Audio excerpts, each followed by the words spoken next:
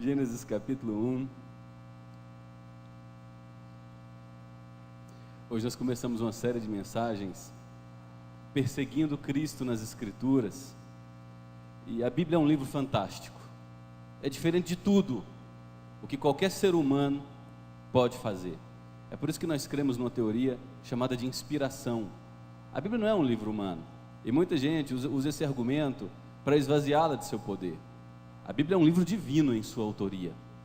Deus usa homens e Ele controla esses homens, enquanto, usando a personalidade desses homens, suas características próprias, esses homens vão registrando os livros bíblicos. Deus os controla, não os usa como marionetes, a fim de que esse livro seja preservado do engano. Nós temos 66 livros nas Escrituras, escritos num período de cerca de 1.600 anos, por mais de 40 autores. Sabe o que é isso? 40 pessoas colocar a mão num livro, num período de 1.600 anos, cada um a trazer sua contribuição, falando língua diferente do outro, vivendo numa cidade diferente do outro, separado do outro por 400, 500 anos, não tendo conhecimento do escrito do outro. E quando você junta um compêndio escrito num período de 1.600 anos, por mais de 40 mãos, você não encontra uma contradição. Esse livro tem como centro a pessoa de Jesus Cristo. É algo incrível. E hoje nós vamos passear um pouco pelas Escrituras. Você começa Gênesis 1, já dizendo que no princípio criou Deus os céus e a terra. Começa aqui nos trazendo a imagem do Pai. O verso 2 nos descreve que a terra estava sem forma e vazia, e havia trevas sobre a face do abismo, e o Espírito de Deus pairava sobre as águas. O verso 2 agora insere a terceira pessoa da Trindade. Deus Pai cria todas as coisas, e nós temos o Espírito Santo, a força motriz, o poder, por meio do qual todas as coisas vêm a existir. E veja o versículo 3, disse Deus, haja luz, e quando Deus fala, a voz dele é obedecida. Quando Deus fala, usando essa linguagem humana, para caracterizar Deus, o que sai dos lábios de Deus são palavras, é a palavra de Deus, e por meio de sua palavra cheia de poder, todas as coisas vêm a existir do nada. Quem é a palavra por meio de quem todas as coisas são criadas? Deixa marcado Gênesis 1, vai lá para o Evangelho segundo João, capítulo 1, por favor. Evangelho segundo João, capítulo 1, por favor, abra a palavra do Senhor, quarto livro do Novo Testamento. João capítulo 1, verso 1 em diante. No princípio era o verbo, e a palavra verbo aqui pode também ser traduzida por palavra, e a palavra, que é o verbo, estava com Deus, e esse verbo era Deus. Ele estava no princípio com Deus, e agora no versículo 3, todas as coisas, todas, foram feitas por intermédio dessa palavra, e sem essa palavra, que é Jesus Cristo, presente em Gênesis 1, por meio de quem todas as coisas são criadas, sem Ele nada do que foi feito se fez. Passe algumas folhas do Evangelho segundo João e vá lá para a carta de Paulo aos Colossenses. Nós temos Atos, Romanos, 1 e 2 Coríntios, temos Gálatas, temos a carta aos Efésios, e depois de Efésios nós temos a carta aos Filipenses, e logo depois a carta aos Colossenses.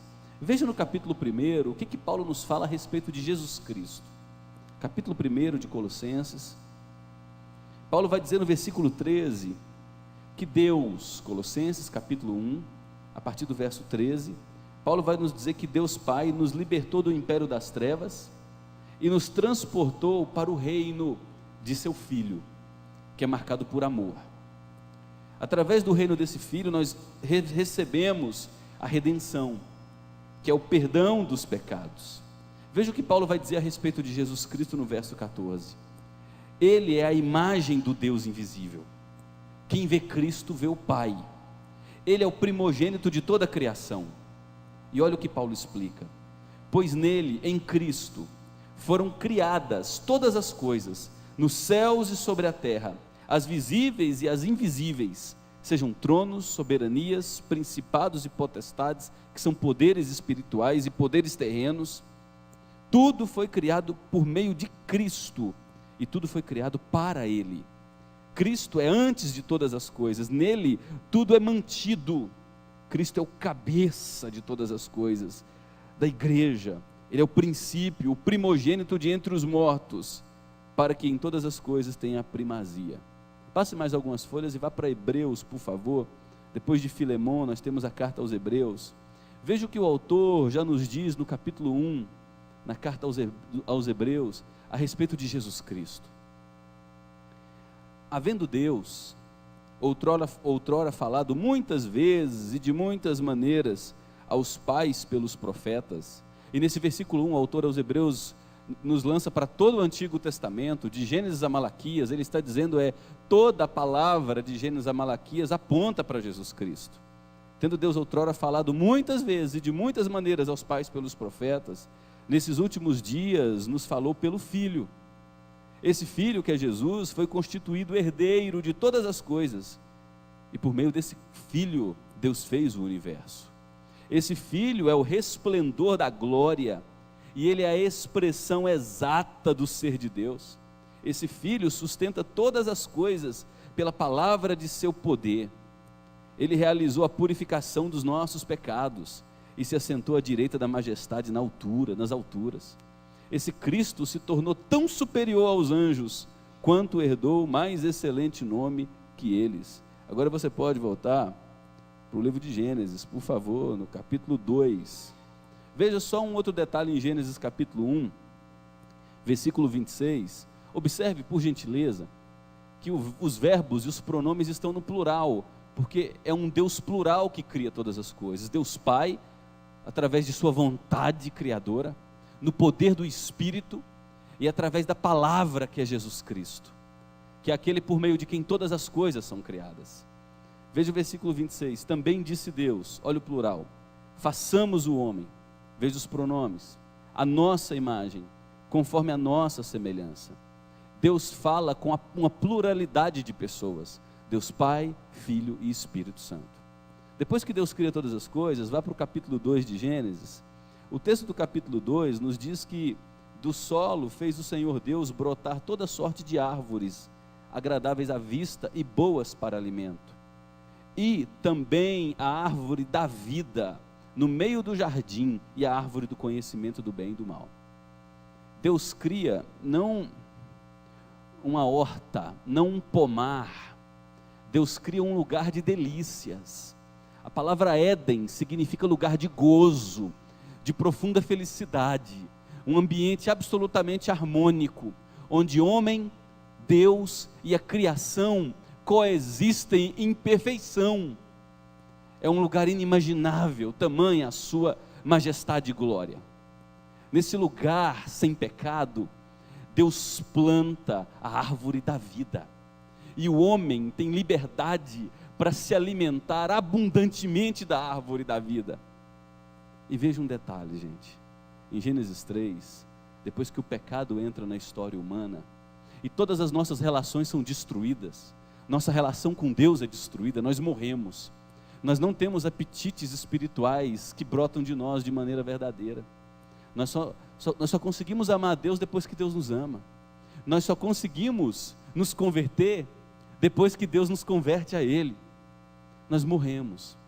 Em Gênesis 3 nós vemos que as relações familiares viraram um caos, e eu preguei sobre isso há 3 mensagens anteriores que você pode acessar e ouvir a exposição de Gênesis 3. Mas em Gênesis 3 nós vemos Deus trazendo uma promessa. No final de Gênesis, em Gênesis 3, versículo 15, Deus chega para a serpente, aquela que engana Eva, e Eva engana Adão, e Deus diz: serpente, eu vou colocar uma luta infernal entre você e a mulher, porque você enganou a mulher. Eu colocarei uma luta entre o teu descendente, serpente, e o descendente da mulher. Serpente, o seu descendente vai ferir o calcanhar do filho da mulher, uma ferida mortal, mas o filho da mulher vai esmagar a tua cabeça, serpente. Essa é a promessa em Gênesis 3,15. Depois que o mundo cai em pecado, o ser humano morre na relação com Deus, Deus se aproxima da serpente, o animal que o diabo usa para ficar possesso nela, e traz o engano da queda, e Deus diz: a minha história com o ser humano não acabou, eu tenho um projeto salvador, e esse projeto envolve o meu filho, o descendente que nascerá da mulher. E a partir de Gênesis 3,15, nós temos duas descendências que percorrem todas as páginas da Escritura. Adão e Eva têm filhos, nasce Caim, que se identifica com o descendente da serpente, invejoso, amargurado. Adão e Eva têm filho e nasce Abel, homem justo, piedoso, que se identifica com o descendente da mulher. Caim tem descendentes, nasce Lameque, um homem assassino, amargurado, iracundo, se identifica com o descendente da serpente. Gênesis 5 termina com o nascimento de Noé, que se identifica com o descendente da mulher, o filho prometido que nascerá. Por meio de Noé, Deus providencia um instrumento de salvação. Quem não se identificou com aquele instrumento de salvação, perece sob o juízo de Deus. E lá no Novo Testamento, Pedro relaciona a arca de Noé como um tipo de Cristo. Quem estava dentro daquele meio providenciado por Deus, foi livre da ira de Deus. Quem se enquadra dentro do propósito de Deus, abraça o projeto salvador de Deus, é salvo, é preservado da morte e da justa ira de Deus. Em Gênesis 12, nós temos Abraão, que se identifica com o filho da mulher. Toda a terra em que Abraão cresce, marcada por idolatria, se identifica com o filho da serpente. Abraão tem 2 filhos, Isaque e Ismael. Ismael se identifica com o filho da serpente. Isaque se identifica com o filho da mulher. Isaque tem 2 filhos, Esaú e Jacó. Esaú se identifica com o filho da serpente. Jacó se identifica com o filho da mulher. É tornado em Israel, o pai de multidões. Jacó, que vira Israel, tem 12 filhos. José se identifica com o filho da mulher. E José é um tipo de Cristo no Antigo Testamento, porque ele é um homem com coração perdoador, ele é um homem que tem autoridade para fazer mal, mas não paga o mal com o mal, antes paga o mal com o bem. José é aquele que vive uma vida terrível sob opressão, recebendo maldade dos outros, e ainda assim se submete humildemente à vontade de Deus. Ele aponta para Jesus Cristo. Por um grande tempo, os irmãos de José se identificam com o filho da serpente. Traem, vendem, são invejosos, projeto de assassinato, algo terrível. 400 anos se passam, o povo se torna escravo no Egito, a maior potência planetária, uma nação ímpia, idólatra, má. Moisés se identifica com o filho da mulher, e também é um tipo de Jesus no Antigo Testamento, porque Moisés é aquele que tira o povo da escravidão do Egito, que é um símbolo de escravidão espiritual, transporta esse povo pelo deserto até a terra prometida. É o projeto de salvação no Antigo Testamento. Deus nos tira do reino das trevas e nos conduz até o império do amor de seu filho. É a mesma saga que acontece em Êxodo. Moisés se identifica com o filho da mulher, o Egito, com Faraó como seu grande governante, se identifica com o filho da serpente. Josué e Israel, que entra na terra da promessa, se identificam com o filho da mulher. Todos os cananeus que habitavam naquela terra e que agora receberiam o juízo de Deus por suas iniquidades, são identificados com os filhos da serpente. Samuel, um profeta que Deus levanta, se identifica como filho da mulher. Grande parte de Israel que começa a se afastar de Deus, se identifica com o filho da serpente. O primeiro rei de Israel, Saul, um homem vil, ímpio, invejoso, paranoico, um homem doente na alma, que busca experiências demoníacas, e ele encontra o que ele busca, se identifica com o filho da serpente. Deus levanta o filho da mulher, Davi, que também é um tipo de Jesus no Antigo Testamento, porque Davi é o rei segundo o coração de Deus. Davi é o rei exemplo de Israel, que aponta para o verdadeiro rei de Israel, que é Jesus. Davi morre, seus filhos brigam, são péssimos reis, em sua maioria, se identificam com o filho da serpente. Deus levanta profetas, Isaías, Amós, Obadias, Ezequiel, Jeremias, Naum, Sofanias, todos os profetas do Antigo Testamento para pregar uma mensagem fiel. Esses profetas recebem perseguição, são açoitados, são decapitados, são cerrados ao meio, por pregar a verdade. Todos estão identificados com o filho da mulher. Nós vemos essas duas descendências percorrendo as Escrituras: aqueles que se identificam com o filho da morte e aqueles que se identificam com o filho da vida. É por isso que quando você chega em Mateus capítulo 1, Mateus vai de Jesus até Abraão, o pai da fé. E Jesus é aquele que descende do reino de Israel. Deus está cumprindo em Jesus uma promessa que fez a Davi. Davi, o reino nunca se apartará do seu trono. De ti eu farei nascer o Salvador que reinará para todo e todo e todo o sempre.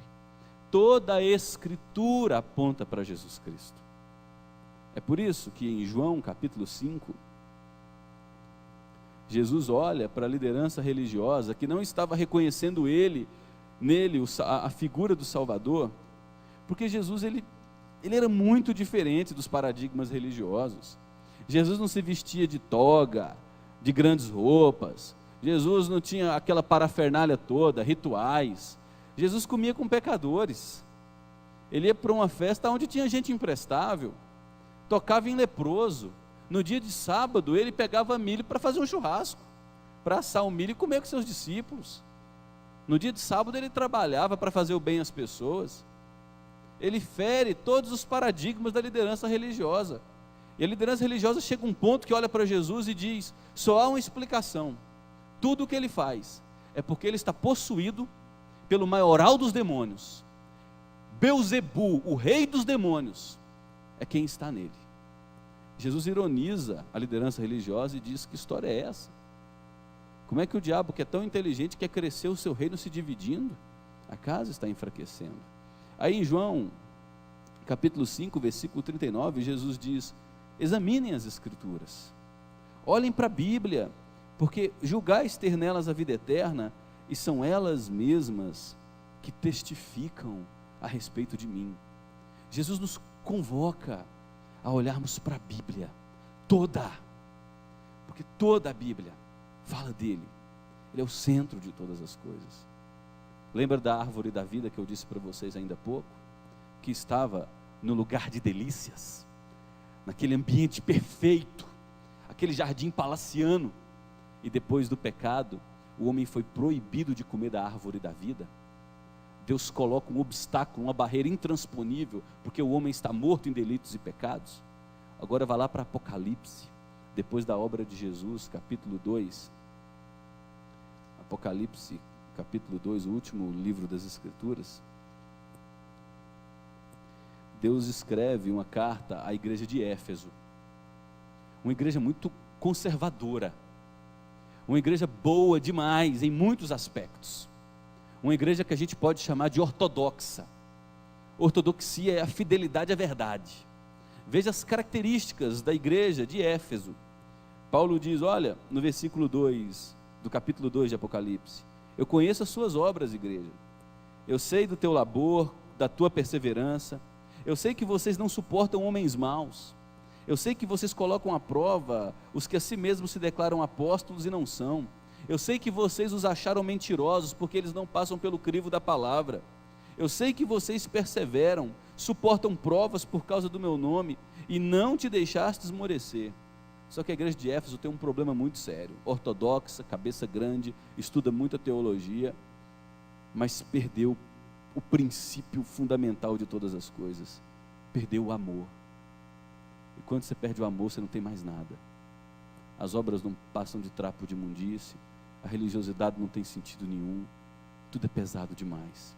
E Deus faz uma convocação: lembra-te de onde caíste, arrepende-te e volta à prática das primeiras obras, e senão venho a ti e moverei do seu lugar o teu candeeiro, caso não te arrependas. Olha o verso 7. Quem tem ouvidos, ouça o que o Espírito diz à igreja. Ao vencedor, dar-lhe-ei que se alimente do quê? Da árvore da vida. Depois da obra de Cristo, novamente, a árvore da vida, que foi retirada em Gênesis 3, é dada para o homem se alimentar. Vai para Apocalipse capítulo 22.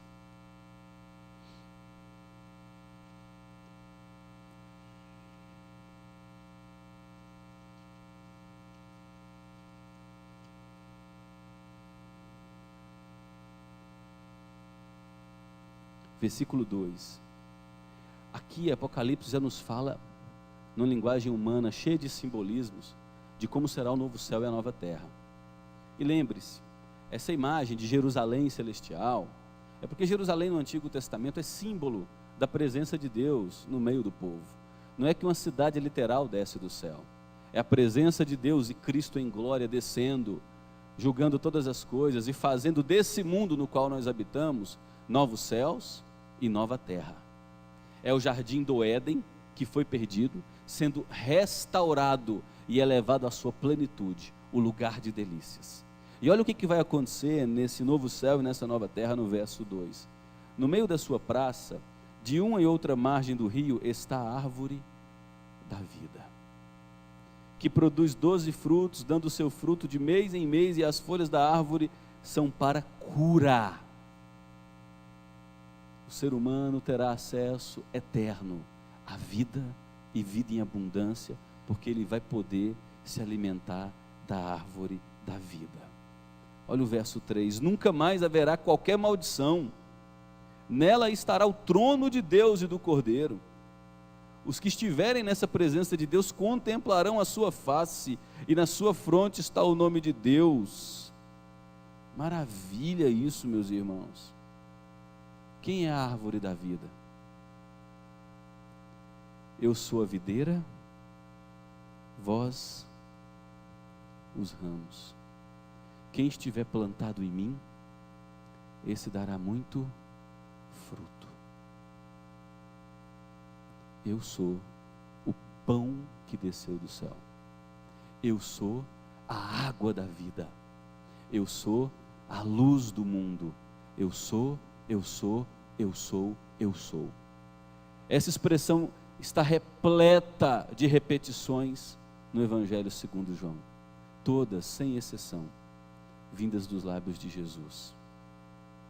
Jesus é a própria árvore da vida, em Gênesis capítulo 2, que alimentava o homem antes da queda. Depois da queda, o homem o perde. E com a sua obra de fidelidade, o homem é reconquistado por Deus para si, para voltar a ter acesso à vida e vida em abundância.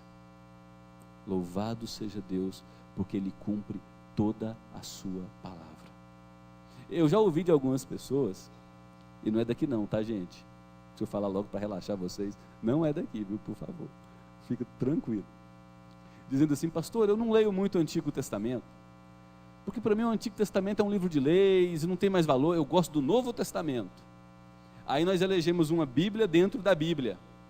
Nós dizemos que 39 livros inspirados por Deus não tem a menor importância para os nossos dias. O que nos importa é o Novo Testamento. E outros ainda dizem: no Novo Testamento eu gosto só dos Evangelhos. Escolhe ainda 4 livros de 66. E outros ainda dizem: pastor, eu gosto mesmo é dos Salmos, na minha casa é os Salmos. Escolhe um livro de 66. Agora vamos ver a importância que toda a Escritura dá a Jesus Cristo e o que a Escritura fala a respeito de Jesus. Vamos caminhar um pouco, por isso que a gente, nesse compêndio de livros que a gente não gosta tanto de ler, e que é extraordinário, é fonte inesgotável de sabedoria, chamado de Antigo Testamento. Olha para o livro de Salmos, por favor. Abra lá no livro de Salmos. Veja o Salmo 22, por favor. Salmo 22, versículo 1.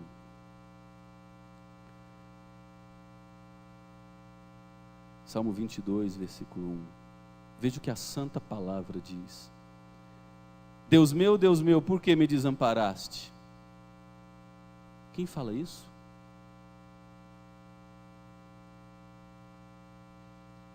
Olha o verso 6 do Salmo 22. Sou verme e não homem, opróbrio dos homens e desprezado do povo. Todos os que me veem zombam de mim, afrouxam os lábios e balançam a cabeça. E as pessoas dizem, confiou no Senhor? Livre-o ele, salve-o, pois nele tem prazer. Onde isso aqui se cumpre? Na cruz, com ele sendo humilhado, zombado e escarnecido por uma multidão. Você não é filho de Deus? Não disse que ia destruir esse santuário e em 3 dias o reconstruiria? Desça da cruz para que creiamos em ti, filho de Deus. Se ele é teu Deus e se você o ama, que ele te salve. Olha que o Salmo 22 segue nos dizendo, verso 13, verso 12, muitos touros me cercam, fortes touros de Bazã, é a força dos homens, a impiedade, a fúria daqueles que estão o rodeando. Contra mim abrem a boca, como faz o leão que despedaça e ruge.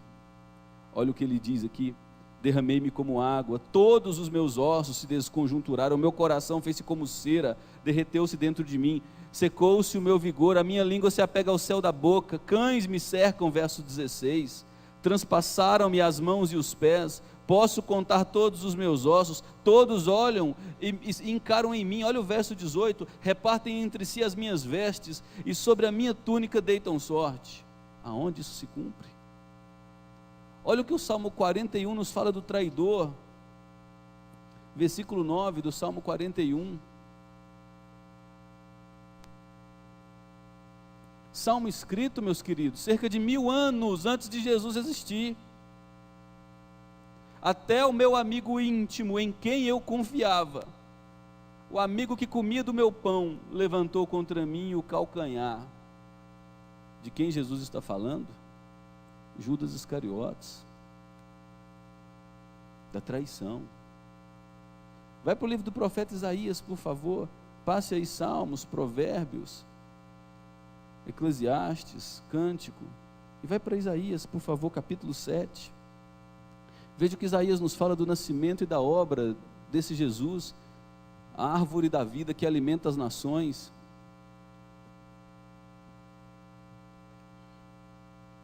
Isaías 7, versículo 14, portanto,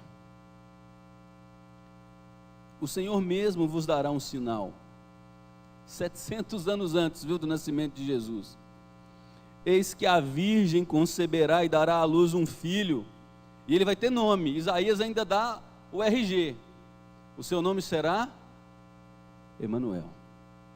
Quando o anjo aparece em Mateus capítulo 1 a Maria, diz, o nome dele é Emanuel, Deus conosco. E Yoshua, Jesus, Deus é o Salvador e interviu na história humana, cumprindo todas as suas promessas de Gênesis até Malaquias. Nenhuma palavra dos seus lábios caiu por terra. De Gênesis a Malaquias nós temos cerca de 1300 anos de livros sendo escritos, 39 livros sendo escritos por mais de 33 homens. Todos os livros falam de uma pessoa, a respeito da vinda de um filho, o filho da virgem, que ao subir a cruz era o símbolo de que ele estava recebendo a picada da serpente, veneno mortal no calcanhar, mas através de sua cruz, dessa ferida mortal, ele está esmagando a cabeça da serpente, destruindo reinos, principados e potestades, e atraindo para si uma multidão de gente libertada da cegueira, da escravidão, da morte, e dando a essas pessoas vida e vida em abundância. A virgem vai conceber. Passe uma folha aí, vai para o capítulo 9 de Isaías, por favor. Olha os atributos desse menino no versículo 6 de Isaías 9. Porque um menino nos nasceu, um filho se nos deu, o governo está sobre os seus ombros. E veja os atributos desse menino: maravilhoso conselheiro, Deus forte, é o Pai da eternidade, porque por meio dele todas as coisas foram criadas. Ele é o Rei que estabelecerá a paz. O seu governo vai aumentar, o seu trono será sem fim, é o trono de Davi. O zelo de Deus, final do versículo 7, cumprirá a sua palavra. Vá para o capítulo 42 de Isaías, por favor. Passe algumas folhas de Isaías. Capítulo 42. Capítulo 41 de Isaías nos fala de João Batista, que vem no espírito do profeta Elias, que vem antes de Jesus Cristo para preparar o caminho, a fim de que as pessoas recebam Cristo como Salvador. E no capítulo 42, veja o que Deus fala a respeito de Jesus. Eis aqui o meu servo, a quem eu sustenho, é o meu escolhido, eu o amei, em quem a minha alma se alegra. Pus sobre ele o meu espírito, e ele promulgará o direito para os gentios.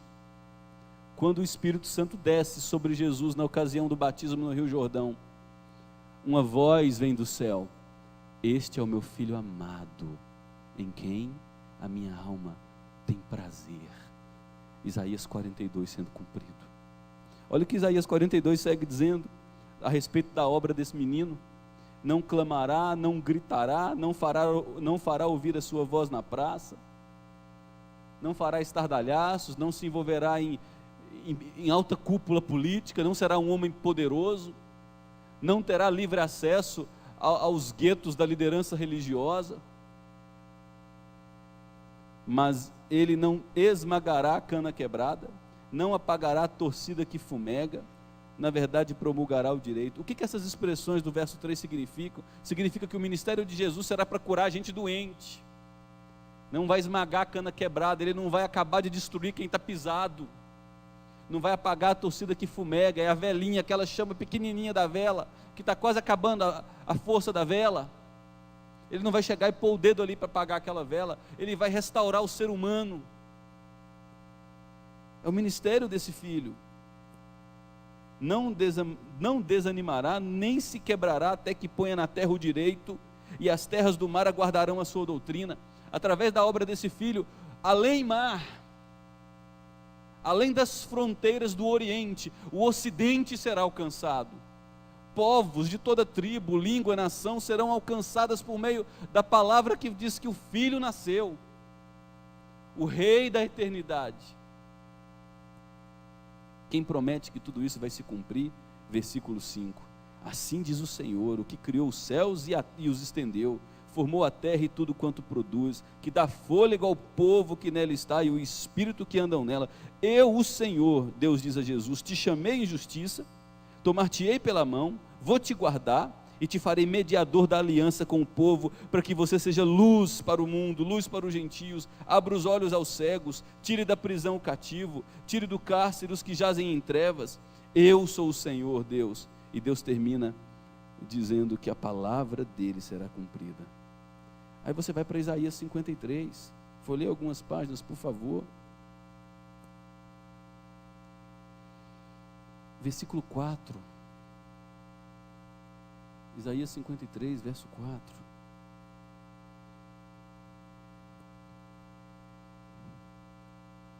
Talvez você esteja pensando: meu Deus, eu não tinha ideia de que todo esse Antigo Testamento falava só sobre Jesus. Olha, e não dá tempo da gente tocar nem na superfície, viu, gente?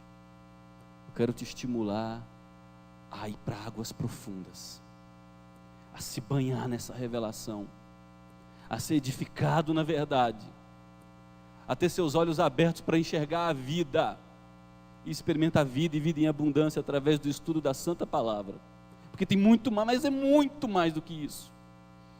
Versículo 4 do capítulo 53, certamente, veja a nota de convicção, ele tomou sobre si as nossas enfermidades, as nossas dores levou sobre si. Nós olhávamos para ele e o reputávamos por aflito, ferido de Deus. Olha, Deus matou ele, Deus o humilhou naquela cruz. E olha o que Isaías vai dizer: mas ele foi traspassado pelas nossas transgressões, moído pelas nossas iniquidades. O castigo que nos traz a paz estava sobre ele, e através de suas pisaduras, de seus sofrimentos, nós fomos sarados. Por que que Jesus fez o que fez? Isaías fala: por conta da nossa condição. No verso 6, todos nós andávamos desgarrados como ovelhas, cada um se desviando pelo caminho, mas Deus fez cair sobre Cristo o pecado de todos nós. Ele foi oprimido e humilhado, mas não abriu a sua boca. ele foi obediente até a morte, morte de cruz. Isaías diz: como cordeiro foi levado ao matador, e como ovelha muda diante dos seus tosqueadores, ele não abriu a sua boca. Olha o versículo 9, gente. 700 anos antes da morte de Jesus, designaram-lhe a sepultura com os perversos, mas com o rico esteve na sua morte.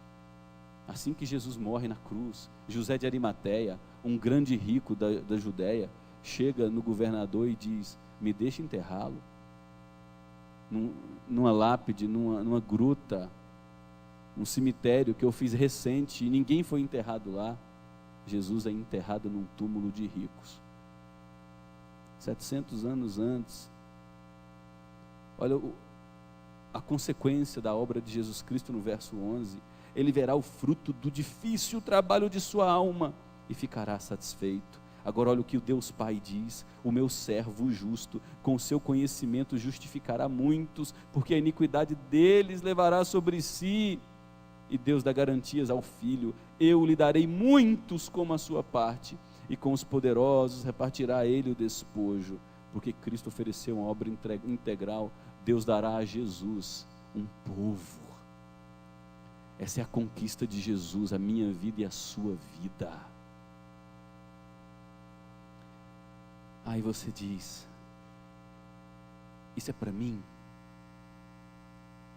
No capítulo 55, Isaías diz: ah, todos vós que têm sede, venham às águas, vós que não têm dinheiro, vende, compra e come. É para comer o que, gente? A árvore da vida, que agora dá frutos de novo, e nós podemos nos alimentar dela. Capítulo 61 de Isaías, olha só o que Isaías vai nos dizer. E aqui eu caminho para o final. O Espírito do Senhor Deus está sobre mim. É o Filho de Deus dizendo isso. O Senhor me ungiu para pregar boas novas aos quebrantados. Enviou-me a curar os quebrantados de coração. Deus me enviou para proclamar libertação aos que estão presos e a pôr em liberdade os algemados, e dizer: o ano aceitável do Senhor chegou. Deus me enviou, no final do versículo 2, a consolar todos os que choram, e a pôr sobre os que estão em Sião de luto uma coroa em vez de cinzas, óleo de alegria em vez de pranto, roupa de louvor em vez de espírito de angústia. Voltarão a ser chamados carvalhos de justiça, porque foram plantados pelo Senhor para a sua glória.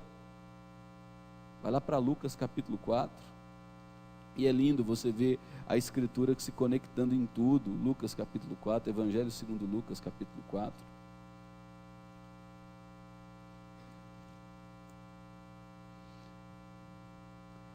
Jesus é levado pelo próprio Deus para o deserto, para ser tentado.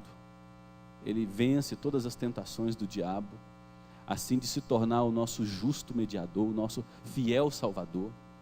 Aonde o povo de Deus padece em todas as tentações, sucumbe, em todas as provas nós falhamos. No deserto, Israel tenta Deus, Israel murmura contra Deus, Israel escarnece de Deus, Israel quer voltar para a escravidão no Egito. E agora, como segundo Adão, Jesus passa por todas as provas do deserto e as vence. Ele não tenta Deus, ele diz: nem só de pão vive o homem, mas de toda palavra que sai da boca do Senhor. Ele não se joga do alto do pináculo, do prédio. Ele diz: não tentarás o Senhor teu Deus. E ele não se rende à tentação da cobiça, da vaidade, como Eva e Adão se sucumbiram em Gênesis 3. Satanás diz para ele: eu vou te dar todos os reinos desse mundo, porque são meus. São meus. Cuidado se você ama esse mundo. Cuidado se o seu prazer está só na literatura desse mundo, na teledramaturgia desse mundo, porque esse mundo saliva os valores de seu Senhor, e o Senhor desse mundo é o príncipe das trevas. O príncipe das trevas diz: eu vou te dar tudo isso se você me adorar. Jesus diz: só adorarás ao Senhor teu Deus, ainda que eu tenha que viver em pobreza, ainda que eu tenha que ser rejeitado pelos homens, ainda que eu não tenha uma pedra para usar como travesseiro, ainda que eu nunca tenha um lote nesse mundo, eu sei quem eu sou, de onde eu venho e a quem eu pertenço, e eu não negocio isso por nada. E quando Jesus sai da tentação, em Lucas capítulo 4, versículo 16, ele volta para a sua cidade onde foi criado, a cidade de Nazaré. Ele entra num sábado na sinagoga, de acordo com o seu costume, porque Jesus respeitava os cultos, participava dos cultos, estudava a Bíblia, e ele se levanta para ler. No versículo 17 de Lucas 4, dão para Jesus um livro do profeta Isaías, e ele acha aonde estava escrito. Detalhe, gente, a Bíblia que Jesus usava é muito diferente da nossa, viu? Smartphone, tá, Lucas capítulo 4, versículo 2, dezenas de versões, já cai lá. Pega a sua biblinha de papel, fininha, eram pergaminhos, sem números de capítulos, não existia números de versículos, você tinha que ir folheando pergaminho, virando pergaminho, até chegar. Então Jesus faz essa pesquisa acurada, porque ele queria vir para esse livro, ele precisava ler esse texto, e o texto que Jesus tinha necessidade de ler era esse: o Espírito do Senhor está sobre mim, pelo que me ungiu para evangelizar os pobres, enviou-me, Deus me enviou para libertar gente presa, restaurar gente cega, ter vista de novo, e colocar em liberdade os oprimidos, e anunciar que o ano aceitável chegou.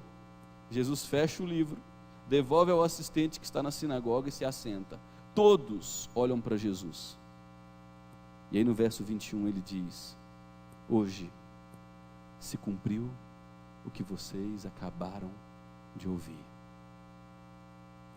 Tudo se conecta a mim. Quem tem o Filho tem a vida, quem não tem o Filho já está condenado. Quem vê o Pai vê a mim. Examinai as Escrituras, porque toda a Escritura, toda a Bíblia fala de mim. Toda a Bíblia fala a respeito de mim. Você estuda todas as ciências que brotaram do século 17 para cá, num período filosófico da história chamado de iluminismo. É só um nome irônico, viu? Diz que a mente do homem foi iluminada, mas quando a mente do homem foi iluminada, os seus olhos se tornaram cegos, porque ele se recusa a reconhecer Deus como o centro de todas as coisas. Do iluminismo para cá, gente, nós tentamos destronar Deus de todo o centro do reinado. E todas as ciências que nós criamos, ciências humanas, ciências sociais, ciências políticas, são repletas dentro de cada ciência várias escolas. Cada escola contradiz uma outra escola. A psicologia moderna, a Raquel, Leolane, o Marcelo, e temos outros psicólogos aqui, teoricamente, é muito mais antiga, nasce com Freud, a psicanálise no início do século passado. No início do século passado para cá, em um século, 100 anos, a psicologia, ciência psicologia, se ramifica em 70 escolas. E cada escola está dizendo a respeito da outra. É boa, mas tem erros aqui e ali. Eu quero te apresentar a minha verdade dos fatos. São as contradições internas.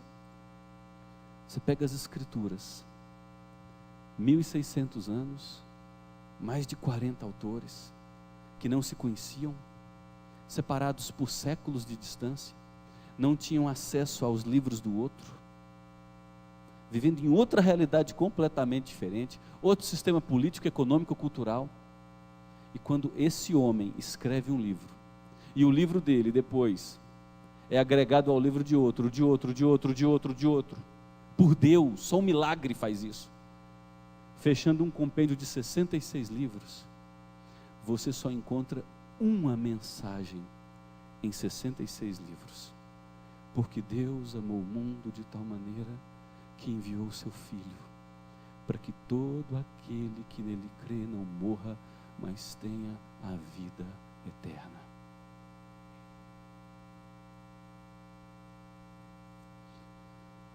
Gente,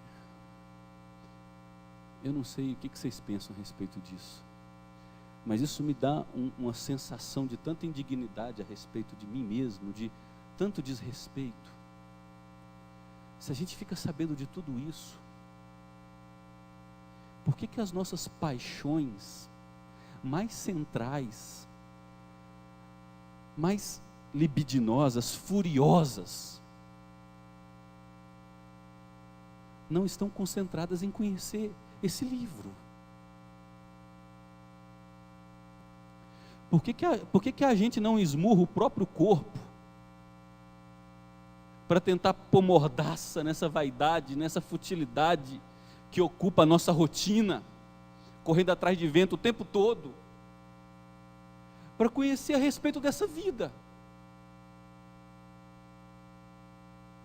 Porque a gente, domingo após domingo, culto após culto, diz: eu vou mudar, eu quero mais, eu não quero isso aqui para a minha vida não, eu quero muito mais. E chega amanhã, sai de casa, sai daqui, a gente chega em casa, a gente não para refletir mais, a gente já vai se embriagar das paixões de sempre. Antes de dormir, a gente bebe as paixões de sempre. Quando a gente acorda, a gente alimenta as nossas energias e a nossa agenda com as mesmas paixões de sempre. Aí a gente não sabe por que vem a depressão espiritual. A gente não sabe de onde vem a crise de fé. Será que a gente não sabe de onde vem a nossa apatia?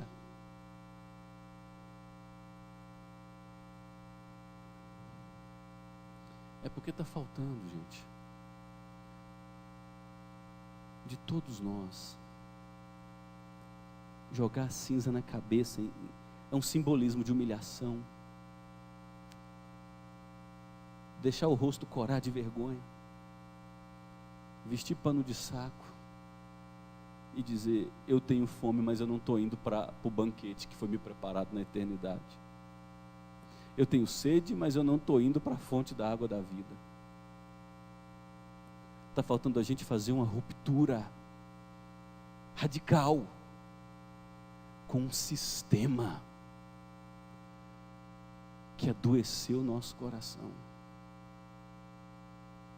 Quem tem um filho tem a vida. Eu sou a luz do mundo, eu sou a água da vida, eu sou o pão da vida, eu sou a árvore, a videira. Vem ser plantado em mim para que você tenha frutos, e coma dos meus excelentes frutos também. Eu quero terminar essa leitura e esse culto lendo Provérbios com você, capítulo 8, versículo 22. E quero te dizer que se você nunca entendeu esse capítulo 8 de Provérbios, eu creio que nessa noite você vai entender. Examinai as Escrituras, porque são elas mesmas que testificam de mim. Tudo fala sobre Jesus Cristo, viu, gente? Tudo. Ele é o ponto zênite da história. Ele é a vida. Provérbios 8, verso 22 em diante. Provérbios todo fala da sabedoria. O Senhor me possuía no início de sua obra. Provérbios 8, verso 22. Antes das suas obras antigas, desde a eternidade fui estabelecida, desde o princípio, antes do começo da terra, antes de haver abismos, eu nasci, e antes ainda de haver fontes carregadas de águas, antes que os montes fossem firmados, antes de haver outeiros, eu nasci. Ainda ele não tinha feito a terra, nem as amplidões, nem sequer o princípio do pó do mundo. Quando ele preparava os céus, aí estava eu. Quando traçava o horizonte sobre a face do abismo, quando firmava as nuvens de cima, quando estabelecia as fontes do abismo, quando fixava ao mar o seu limite, para que as águas não traspassassem os seus limites, quando compunha os fundamentos da terra, então eu estava com ele e era seu arquiteto. Dia após dia eu era as suas delícias. Jesus dizendo: o meu Pai me amava folgando perante Ele em todo o tempo. Eu festejava a relação com meu Pai, regozijando-me no mundo habitável e achando as minhas delícias com os filhos dos homens. Agora, pois, filhos, ouvi-me. Olha, como a sabedoria se dirige a mim e a você. Filhos, ouvi-me, porque felizes serão os que guardarem os meus caminhos. Ouvi o ensino, sede sábios e não o rejeiteis. Feliz o homem que me dá ouvidos, velando dia a dia as minhas portas, esperando as ombreiras da minha entrada, porque o que me acha a vida e alcança o favor do Senhor. Mas o que peca contra mim violenta a própria alma. Aquele que se distancia de mim busca a morte. Quem é a sabedoria a respeito de quem o livro de Provérbios fala? Jesus Cristo. E ele diz: eu estou disponível a você. Eu me dou a você. Eu quero alimentar você. Eu vou lavar você. Eu vou curar você. Eu vou limpar você. Eu vou levantar você. Eu vou restaurar você. Eu vou te dar compreensão. Eu vou pôr sentimentos novos. Eu vou dar esperança a você. Eu darei a eternidade a você. Eu alimentarei você com frutos da árvore da vida, porque eu sou a árvore da vida. Como aplicar tudo isso? Em primeiro lugar, nunca mais diga, nunca mais, em nome de Jesus, se você algum dia disse isso, tá? Nunca mais diga, o Antigo Testamento é inferior ao Novo. Não é. O Antigo Testamento é um compêndio de símbolos e sombras que apontam para o Jesus que virá. O Novo Testamento é um compêndio de livros de cumprimentos, concretudes, que dizem: tudo que a seu respeito foi dito, se cumpriu. E as nossas páginas testemunham isso, testificam isso. Segunda aplicação: não se esqueça, Deus é absolutamente confiável. Todas as suas promessas se cumpriram. Nenhum pingo no i, nenhuma palavra de Deus em toda a história humana caiu por terra. Tudo que Ele disse, tudo que Ele prometeu, o filho da virgem nascerá e esmagará a cabeça da serpente, tudo se cumpriu. Ele usou homens cheios de erros pessoais, com histórias vexatórias, para mostrar que a nossa esperança não está nesses homens, mas para quem esses homens apontavam. E Deus usa esses homens para escrever esse compêndio de 66 volumes. Deus inspira esses homens para preservar os escritos do erro.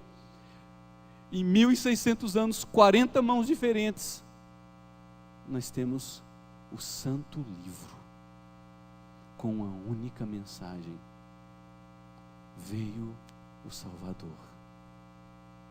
Temos novamente acesso à árvore da vida. Louvado seja Deus. Confie em Deus. Confie na palavra de Deus. Você quer ser sábio? Você quer ser uma mulher sábia? Conheça. Se esforce nesse livro. Desligue telenovela. Saia do celular. Controla vícios. Redirecione hobbies. Mas não permita não ser um exímio conhecedor desse livro. Eu comprei uma caixa dessa Bíblia aqui para a igreja já tem pouco mais de um ano. E nós presenteamos essa Bíblia no Encontro dos Homens. Toda primeira e segunda nós presenteamos os homens convidados com essa Bíblia. Cada Bíblia dessa aqui compramos numa promoção, saiu a R$ 8. A palavra de Deus é mais barata que um copo de açaí no terminal. A palavra viva e eficaz. Você pode baixar ela de graça no seu telefone e instalar dezenas de versões gratuitas. Nenhuma palavra de Deus caiu por terra. Ele mata a sede dos sedentos, Ele dá pão aos que têm fome, Ele põe vista aos cegos, Ele ressuscita os mortos, Ele liberta os encarcerados, Ele anuncia que o dia da salvação chegou.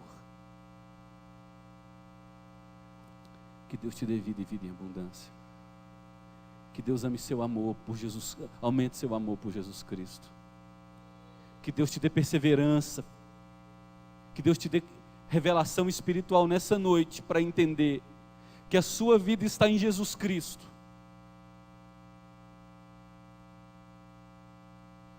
Pais, lutem por seus filhos.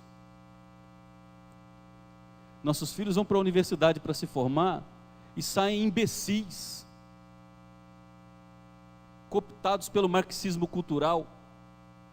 A primeira coisa que eles aprendem nas universidades é apenas mais um livro. E se tornam marionete de professores universitários para adorar Karl Marx e Engels. E creem em teorias humanas para redimir o ser humano de sua miséria. Se tornam ativistas políticos. Muitos deles começam a puxar uma ervinha. Muitos puxam uma ervinha. E quando chegam em casa, os pais não os conhecem mais. Desde criancinha, diga para o seu filho, ele é a vida. Ensine Bíblia para o seu filho e conheça a palavra de Deus. Lute por você. Um sábio teólogo já dizia: você pode ser prisioneiro em qualquer lugar, e se derem um único livro para você ter em mãos, tenha este, porque aprisionarão teu corpo, mas tua alma será livre para todo sempre. Paulo está preso, aguardando o seu sentenciamento, e ele escreve a segunda carta a Timóteo, e ele diz: traga meus livros, traga os pergaminhos. Paulo está pedindo a Bíblia. Velhinho, fome de Bíblia. Sabe que vai morrer. Ele quer se alimentar do que antes da morte? Da Bíblia para mim. Me dê a palavra de Deus que me salvou, me mostrou quem eu era e o que Deus fez por mim em Cristo, e me supre, me nutre. Me dê a palavra. Hoje você pode dizer: Deus, eu tenho a palavra, agora eu preciso de fome por essa palavra. Examinai as Escrituras, porque nelas vocês têm a vida eterna e são elas mesmas que testificam de mim.